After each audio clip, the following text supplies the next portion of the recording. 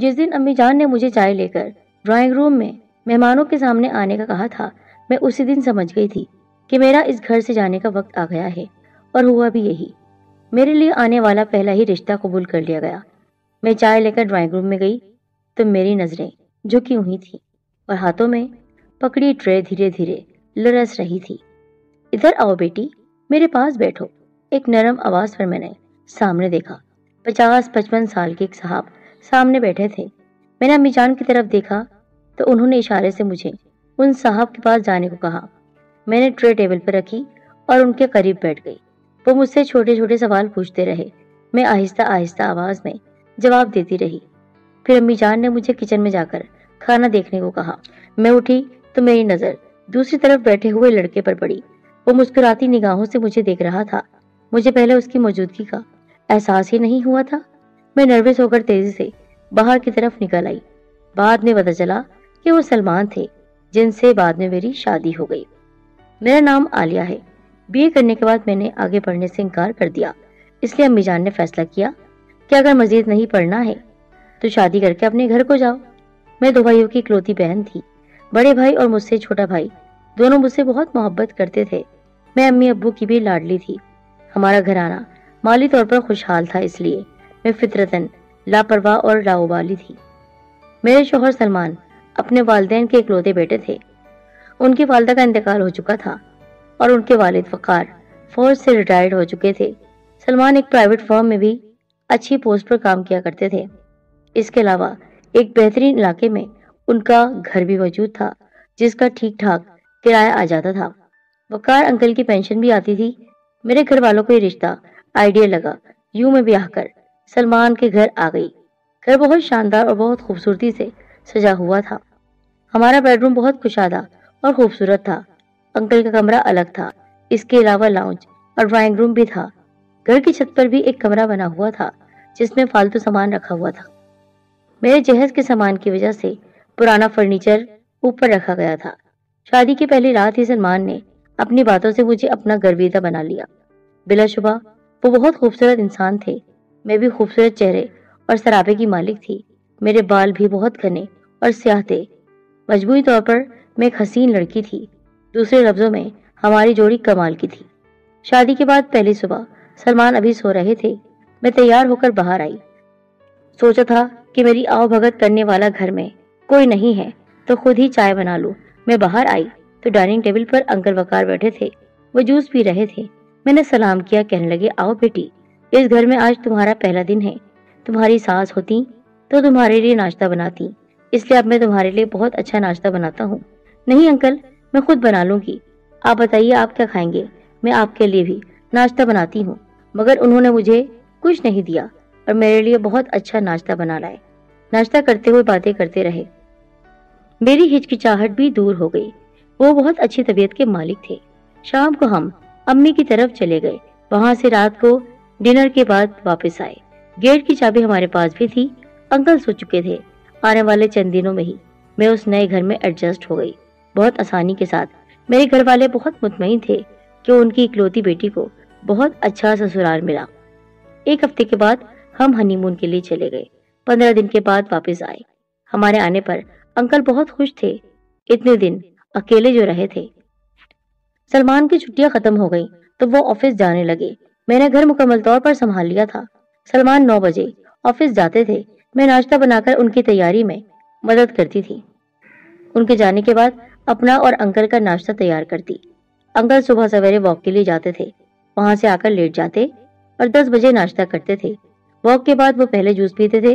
नाश्ता करने और अखबार पढ़ने के बाद वो लाउंज में बैठे टीवी देखते रहते। इसी दौरान मैं सफाई और कपड़े वगैरह धोने का काम कर लेती थी, साथ साथ टीवी भी देखती रहती। दोपहर सिर्फ हम दोनों होते थे, इसलिए हल्का फुल्का लंच करते। अलबत्ता रात को खाने पर एहतमाम होता। लंच के बाद अंकल अपने कमरे में जाकर सो जाते। मैं भी रेस्ट करती और 5 बजे खुद तैयार होकर चाय वगैरह बना लेती। सलमान आते तो हम दोनों इकट्ठे चाय पीते। रात के खाने के बाद अंकल वॉक के लिए निकल जाते। मैं किचन समेटती। फिर मैं और सलमान सुबह नाश्ते के लिए सामान वगैरह लेने करीबी स्टोर पर चले जाते। रात को मैं अंकल को 1 गिलास दूध देकर अपने बेडरूम में आ जाती। मेरी जिंदगी बहुत खूबसूरत हो गई थी। मोहब्बत करने वाला शौहर, اور خیال رکھنے والے سسر۔ انکل اکثر کاموں میں میرا ہاتھ بٹا دیتے تھے۔ اکثر ہم فلم دیکھتے، اس پر تبصرہ کرتے، ٹاک شو پر بحث کرتے۔ سلمان خوش تھے کہ میں اس کے والد کا بہت اچھے سے خیال رکھتی ہوں۔ دن گزرتے گئے اور ہماری شادی کو 1 سال ہو گیا۔ ابھی ہمارا بچے کی طرف دھیان نہیں تھا۔ امی کہتی تھی کہ میں کسی ڈاکٹر کو چیک کروا لوں، مگر سلمان کا خیال تھا کہ ابھی 2 سال تک ہمیں زندگی انجوائے کرنا چاہیے، اس لیے بچے کی ذمہ داری میں نہیں پڑنا چاہیے۔ میں بھی ان کے اس خیال سے متفق تھی۔ ہماری شادی کی پہلی سالگرہ دھوم دھام سے منانے کا فیصلہ انکل نے کیا تھا۔ بڑے پیمانے پر تقریب کا اہتمام کیا گیا۔ انکل نے مجھے اور سلمان کو تحفے کے طور پر 50,000 روپے دیے تھے کہ ہم اپنی مرضی سے گفٹ خرید لیں۔ سارا انتظام بھی انہوں نے کیا تھا۔ اس تقریب میں سلمان کے عزیز رشتہ دار، میرے میکے والے اور دوست احباب سب موجود تھے۔ وہ نومبر کا خوشگوار موسم اور مہینہ تھا۔ سلمان نے مجھے سرخ اور سبز رنگ کی بنارسی ساڑی اور گولڈ کا سیٹ دیا۔ مہمان آنے میں ابھی دیر تھی۔ میں اپنے کمرے میں تیار ہو رہی تھی۔ سلمان میرے لیے گجرے لینے چلے گئے۔ میں نے ساڑی کو استری کر کے بیڈ پر پھیلا رکھا تھا اور بلاؤز اور پیٹی کوٹ میں ملبوس اور اپنے بالوں کو سکھا رہی تھی۔ شادی کے بعد خوشحالی سے میرا جسم بھر گیا تھا۔ ساڑی سلمان کو بہت پسند تھی اور ان کی خواہش تھی کہ میں تقریب میں دلہن بنی نظر آؤں، اس لیے میری تیاری بھی ویسی ہی ہو رہی تھی۔ میں گنگناتے ہوئے بال سکھا رہی تھی ہیئر ڈرائر سے کہ بیڈ روم کا دروازہ کھلا۔ میں سمجھی سلمان آئے ہیں۔ میں مڑی تو دروازے پر وقار انکل کھڑے تھے۔ میں چند لمحے تو نہ سمجھی تھے انہیں دیکھتی رہی، پھر تیزی سے سائڈ پر پڑا تولیہ اٹھا کر اپنے سینے پر پھیلا لیا۔ انکل چند لمحے حیران کھڑے رہے، پھر تیزی سے پلٹ گئے۔ مجھے بہت شرمندگی ہوئی۔ اتنے میں سلمان آ گئے۔ وہ تیاری میں میری مدد کرنے لگے۔ ذرا دیر میں ہی میں سب کچھ بھول چکی تھی۔ سالگرہ بہت شاندار ہو رہی تھی۔ سب نے ہمیں بہت خوبصورت تحائف دیے۔ چند دن گزرے تو میں نے محسوس کیا کہ انکل بہت چپ چپ رہنے لگے ہیں۔ سلمان نے انہیں ڈاکٹر کے پاس لے جانے کا فیصلہ کیا تو انہوں نے انکار کر دیا۔ پھر 2-4 دن بعد وہ پہلے کی طرح ہو گئے اور گھر میں اب وہی روٹین سیٹ ہو گئی۔ سارا دن گھر کا کام کر کے انکل سے گپ شپ کرتے گزر جاتا۔ کچھ دنوں سے میں محسوس کر رہی تھی انکل اکثر مجھے بہت غور سے دیکھنے لگتے تھے، لیکن جب میں ان کو دیکھتی تو وہ ادھر ادھر دیکھنے لگتے۔ ایک دوپہر میں کپڑے دھو کر فارغ ہوئی تو میں نے سوچا لاؤنج بہت گندا ہو رہا ہے، اسے دھو لوں۔ میں پائپ لگا کر دھونے لگی۔ اسی وقت انکل سو رہے تھے، اس لیے میں سکون سے اپنا کام کر رہی تھی۔ میرے سارے کپڑے گیلے ہو چکے تھے۔ میں گنگنا رہی تھی۔ اچانک مجھے عجیب سا احساس ہوا۔ میں نے پلٹ کر دیکھا تو انکل اپنے کمرے کے دروازے پر کھڑے مجھے گھور رہے تھے۔ میں دوپٹے کے بغیر تھی اور کپڑے گیلے ہو کر جسم سے چپک رہے تھے۔ میں نے صوفے پر پڑا دوپٹہ اٹھا کر گلے میں ڈال لیا۔ مجھے ایک دم ہی احساس ہوا انکل کے چہرے پر عجیب سے تاثرات تھے جو ایک باپ کے ہرگز نہیں تھے۔ عورت کو اللہ تعالیٰ نے ایک ایسی حس دی ہے جو وہ سامنے والے مرد کی نظروں کو پہچان جاتی ہے۔ پھر وہ اپنے کمرے میں چلے گئے۔ میں پریشان سی وہیں بیٹھ گئی۔ کچھ دیر سوچتی رہی، پھر خود ہی اپنے آپ کو دلاسا دیا کہ مجھے ایسی ویسی بات نہیں سوچنی چاہیے۔ پانی میں بھیگنے سے مجھے بخار ہو گیا تھا۔ میں نے بڑی مشکل سے کھانا بنایا اور اپنے کمرے میں آ کر لیٹ گئی۔ پھر مجھے ہوش نہیں رہا۔ سلمان گھر آئے تو مجھے ڈاکٹر کے پاس لے گئے۔ واپس آ کر چائے بنا کر دی۔ میں دوائی کھا کر دوبارہ سو گئی۔ صبح آفس جاتے ہوئے سلمان نے مجھے جگایا اور کہا کہ آرام کرو، اٹھنے کی ضرورت نہیں ہے، اور آفس چلے گئے۔ دوائی کی وجہ سے میں نیم بے ہوشی میں تھی، ویسے ہی لیٹی رہی۔ غنودگی میں نیم بے ہوشی میں پتہ نہیں کتنی دیر ہو گئی۔ مجھے یوں محسوس ہوا جیسے کوئی میرے چہرے پر ہاتھ پھیر رہا ہے۔ میں نے بڑی مشکل سے آنکھیں کھولی تو کوئی تیزی سے کمرے سے باہر نکل گیا۔ بند ہوتی آنکھوں سے مجھے انکل کا چہرہ نظر آیا۔ پھر مجھے ہوش نہیں رہا تھا۔ دوپہر کو سلمان آفس سے آ گئے تھے اور مجھے ڈبل روٹی کے ساتھ چائے دی۔ شام کو وہ مجھے دوبارہ ڈاکٹر کے پاس لے گئے۔ اب بخار کافی حد تک ہلکا ہو چکا تھا۔ اگلی صبح میری طبیعت کچھ بہتر تھی۔ پھر بھی انکل نے خود ناشتہ بنا کر سلمان اور مجھے دیا۔ سلمان چھٹی کرنا چاہتے تھے مگر انکل نے انہیں زبردستی آفس بھیج دیا۔ اب میں بالکل پہلے کی طرح کھٹک گئی تھی کیونکہ مجھے ان پر شک ہو رہا تھا۔ سو میں نے دوائی نہیں کھائی کیونکہ دوا کھانے کے بعد بہت زیادہ بے ہوشی ہو جاتی تھی۔ میں لیٹی رہی۔ تقریباً 10 بجے کا ٹائم تھا کہ میں نے بیڈ روم کا دروازہ آہستہ سے کھولا۔ میں نے آنکھیں بند کر لی۔ انکل میرے بستر کے قریب آ کر کھڑے ہو گئے۔ پھر انہوں نے میرا ہاتھ پکڑا اور جھک کر اپنے گال پر رکھ لیا۔ میرے تو رونگٹے کھڑے ہو گئے۔ اب میں انکل کی نیت کو سمجھ گئی تھی۔ میں نے ہاتھ چھڑایا اور اٹھ کر بیٹھنے کی کوشش کرنے لگی۔ لیٹی رہو، वो मसनूई हमदर्दी से बोले, मैं देख रहा था अब तुम्हें बुखार है या नहीं, तुम्हें भूख लगी है तो कुछ बना लाऊं? वो कह रहे थे और मेरा सारा वजूद जलजलों की जद में था। फिर वो बाहर चले गए। मैंने जल्दी से उठकर अंदर से दरवाजे की कुंडी लगा ली और फूट फूट कर रोने लगी। मेरी हंसती खेलती जिंदगी पर ये कैसा साया आन पड़ा था। मैंने रो रो कर अल्लाह ताला से फरियाद की। ये मर्द की फितरत है कि जब तक उसकी नीयत छुपी रहे उसमें कुछ झिझक रहती है, मगर जब नीयत खुल जाए तो वो हैबतनाक हो जाता है। वहशी दरिंदा।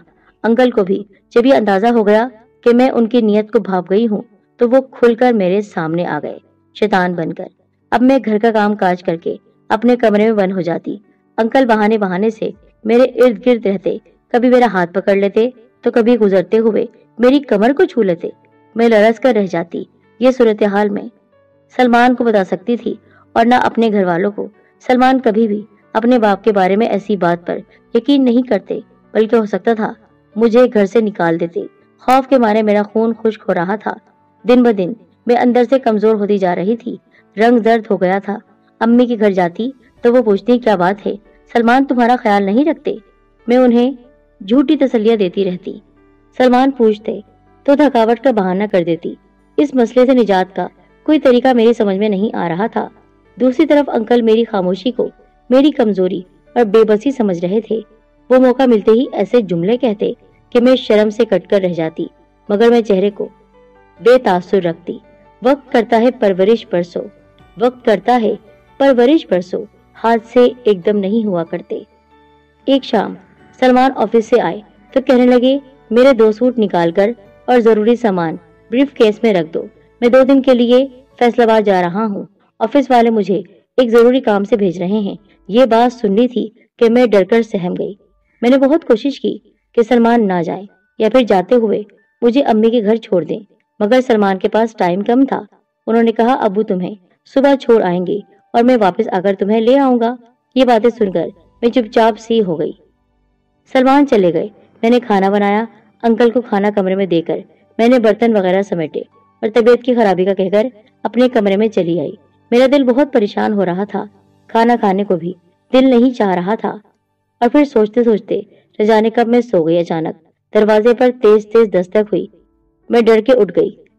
आलिया, दरवाजा खोलो, दरवाजा खोलो, मेरे सीने में शदीद तकलीफ हो रही है, मुझे डॉक्टर के पास ले चलो। बाहर से अंकल की दर्द में डूबी हुई आवाज आई। मैं सब कुछ भूल कर दरवाजा खोलने बढ़ी। अचानक मेरे जहन में ख्याल आया कि यह अंकल की कोई चाल ना हो। मैं रुक गई। वो दरवाजा खटखटाते रहे और फिर थककर शायद वापस चले गए तो मैंने सुकून की सांस ली। कुछ देर बाद मैंने आहिस्ता से दरवाजा खोला और किचन में आ गई। भूख से मेरे पेट में बल पड़ रहे थे। मैं चाय बनाने लगी थी। अचानक अंकल ने पीछे से आकर मुझे अपने बाजू में जकड़ लिया और गाली देते हुए बोले, कब तक मुझसे बचोगी? मैं हैरान परेशान उनके चेहरे को देख रही थी और उनके मुंह से निकलती हुई गंदी गालियों को सुन रही थी। फिर दूसरे ही लम्हे मैंने पूरी कुव्वत से अपने आप को छुड़ाया और किचन से भागकर बाहर आ गई। इससे पहले कि मैं कमरे में घुस जाती उन्होंने मुझे पीछे से पकड़ लिया। मैं लड़खड़ा गई। कब तक बचोगी जालिमा? मेरे अंदर आग लगाकर अब दूर भागती हो? मेरी प्यास को बुझा दो। उनके मुंह से जैसे आग निकल रही थी। वहशत और बहुत ज्यादा शैतानियत थी चेहरे पर। मैंने एक बार फिर अपने आप को छुड़ाया और इधर उधर भागने लगी। वो मेरे पीछे भागते भागते हाँप रहे थे। आज तो मैं तुम्हें छोड़ूंगा नहीं, अपनी प्यास बुझाकर रहूंगा, अपनी ख्वाहिश पूरी करूंगा। कितने दिनों से इंतजार कर रहा हूँ, मौका अब मिला है। वो मेरे करीब आ चुके थे। अब मैं सोफे के गिर्द भाग रही थी, फिर अचानक उन्होंने मेरा हाथ पकड़ लिया। मैं आगे झुकी तो उनको झटका लगा। वो थक चुके थे, लड़खड़ा गए और नीचे गिर गए। दरमियान में सेंटर टेबल पड़ी हुई थी। उनका सर उससे टकरा गया और वो धड़ाम से नीचे गिर गए।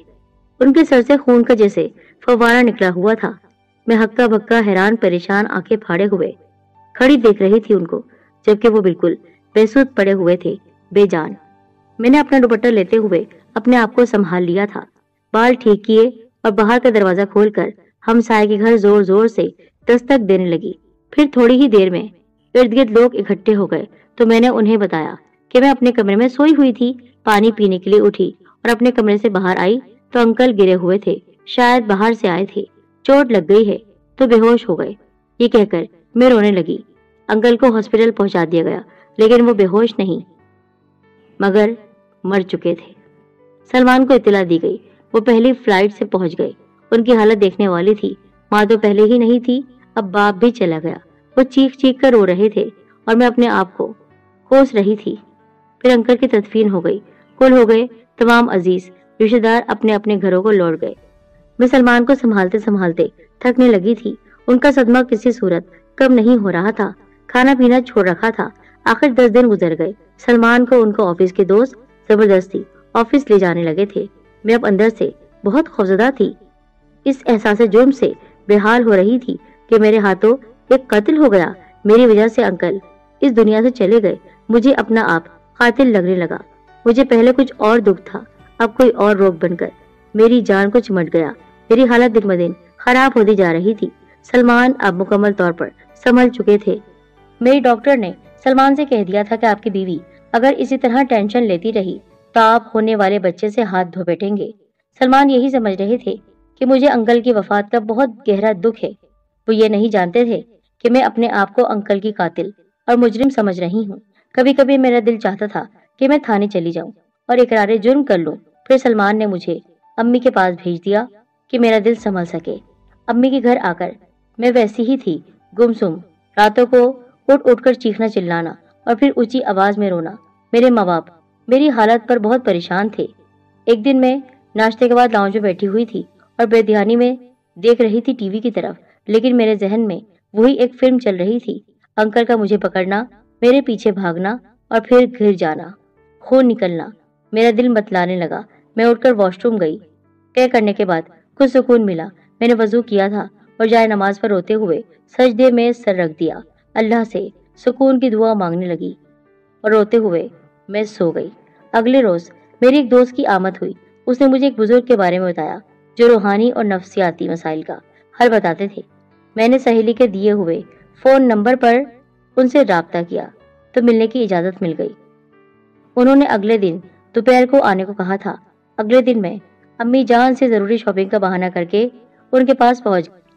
میں نے اپنا سارا جسم اور آنکھوں کے سوا چہرہ بھی ڈھانپ رکھا تھا۔ وہ نورانی چہرہ بزرگ تھے۔ میں نے تعارف کروایا تو انہوں نے مجھے اپنے سامنے بٹھا لیا۔ جی بیٹی فرمائیے، آپ کے سلسلے میں مجھ سے ملنا چاہتی تھی، انہوں نے شفقت بھرے لہجے میں کہا۔ میں خاموش رہی تو کہنے لگے، آپ تسلی سے بلا جھجک اپنا مسئلہ بیان کریں، اس کمرے سے کوئی بات باہر نہیں جائے گی۔ میں نے ہمت کی اور انہیں شروع سے لے کر ہر بات بتانے لگی، اپنی شادی، اپنا رہن سہن، طور طریقہ، سلمان اور انکل وقار کی عادتیں اور وہ بھیانک حادثہ، سب کچھ بتا دیا۔ وہ سر جھکائے سنتے رہے۔ پھر میری بات ختم ہو گئی تو وہ کتنی دیر خاموش رہے، پھر پانی کا گلاس میری طرف بڑھایا اور بولے، بیٹی پانی پی لو۔ دل کا بوجھ ہلکا ہونے سے میرا جسم بھی ہلکا پھلکا ہو گیا تھا۔ پھر وہ کہنے لگے، بیٹی جو کچھ بھی ہوا اس میں قصور آپ کا زیادہ ہے۔ جی؟ میں نے چونک کر انہیں دیکھا۔ میں تو انہیں اپنے والد کی جگہ سمجھتی تھی اور شوہر کا باپ ہونے کے ناطے ان کی عزت اور احترام کرتی تھی، ان کی خدمت کرتی تھی۔ یہی تو آپ کی غلطی ہے بیٹی۔ ہمارا دن ایک مکمل دین ہے، جہاں ہر چیز کی حد مقرر کی گئی ہے، وہاں ہر رشتے کی حد مقرر ہے۔ دیور کو تو بھابھی کی موت کہا گیا ہے۔ آپ کا قصور یہ ہے کہ آپ اس گھر میں بہو بن کر گئی۔ ظاہر ہے آپ کی ساس نہیں تھی اور آپ کو ہی اپنے سسر کی ضروریات کا خیال رکھنا تھا، مگر اس چکر میں آپ ان کی اخلاقیات اور حدود کو بھول گئی، اور ہمارے دین نے مقرر کی ہیں جو حدود، وہ آپ بھول کر ان کے ساتھ ایسی ہو گئیں کہ بغیر دوپٹے کے ان کے سامنے پھرتی تھی، ان کے ساتھ بیٹھ کر فلمیں دیکھتی تھیں، ہنسی مذاق بھی کر لیتی تھیں، بلا دھڑک ان کے کمرے میں چلی جاتی تھیں۔ میں یہ نہیں کہتا کہ آپ میں کوئی خرابی تھی، آپ تو ایک بیٹی کا فرض نبھا رہی تھی، مگر شیطان ہر لمحہ انسان کی طاق میں رہتا ہے کہ کب اسے بہکا دے۔ اگر اس دن آپ اپنا کمرہ بند کر کے تیار ہو رہی ہوتی تو آپ کے سسر بھی کمرے میں بلا اجازت نہیں آ سکتے تھے۔ آپ نے خود شیطان کو موقع دیا، اور پھر جب ان کی نیت کھل گئی تو ضروری تھا کہ آپ اپنی والدہ کو اعتماد میں لے لیتی، مگر آپ خود ہی اندر اندر گھٹتی رہیں، اور آپ کی خاموشی نے انہیں حوصلہ دیا۔ اگر آپ ان کی حرکات اپنے گھر والوں کو یا سلمان کو بتا دیتی تو شاید وہ ڈر جاتے، مگر تقدیر کا لکھا ہوا ہو کر رہتا ہے، ان کی موت ایسی ہی لکھی تھی۔